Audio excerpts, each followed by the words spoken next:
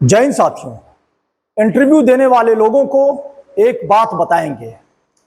आपने 1000 कोर्स कर रखा है, आपने लाखों डिग्री ले रखा है और जितना भी तरह का इंजीनियरिंग है वो सब आपने कर रखा है, लेकिन और बड़े बड़े यूनिवर्सिटी और कॉलेज से कर रखा है, लेकिन अगर आपके पास प्रैक्टिकल नॉलेज नहीं है तो आपका सिलेक्शन नहीं होगा।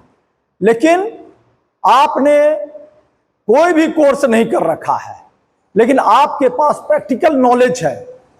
जो सवाल क्लाइंट पूछ रहा है उसका आप अगर जवाब दे रहे हैं या करके दिखा रहे हैं तो आपका सिलेक्शन होगा और आपको कंपनी लेकर जाएगी। तो यहां पर जो ज्यादा वैल्यू है वो आपके नॉलेज का प्रैक्टिकली। आप कभी भी ये मत सोचिए कि आपने इंजीनियरिंग किया है फलां कॉलेज से, आपने आईटीआई करके रखा है और आप इतना एक झोला सर्टिफिकेट लेकर आइए, उसकी कोई जरूरत नहीं है। आप सब कुछ घर पर छोड़ दीजिए।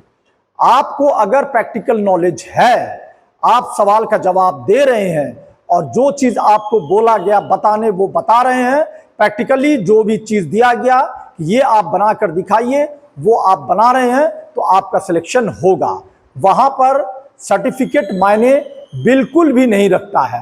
दो आदमी अगर आता है, एक ने सब तरह का सर्टिफिकेट रखा है लेकिन वो कहता है कि हमारे पास अभी काम का एक्सपीरियंस नहीं है, और एक के पास कोई भी सर्टिफिकेट नहीं है लेकिन उसको नॉलेज है, तो सिलेक्शन उसका होगा जिसके पास में नॉलेज है। इसीलिए सिर्फ सर्टिफिकेट मायने नहीं रखता है, आपको knowledge first then certificate. Certificate अगर नहीं भी है तो आपका चांस है सिलेक्शन होने का पूरा पूरा, लेकिन नॉलेज अगर नहीं है और आपके पास तमाम तरह का सर्टिफिकेट है तो आपका कोई भी चांस नहीं है सिलेक्शन होने का। तो ऐसे लोगों के लिए हम ये बात बोल रहे हैं जो ये सोच रहे हैं कि हमने ये कोर्स, ये फलां, ये ढिका कर रखा है तो हमको नौकरी मिल जाएगा। आपको नौकरी नहीं मिलेगा। और कम्युनिकेशन स्किल ये डेवलप जरूर कीजिए।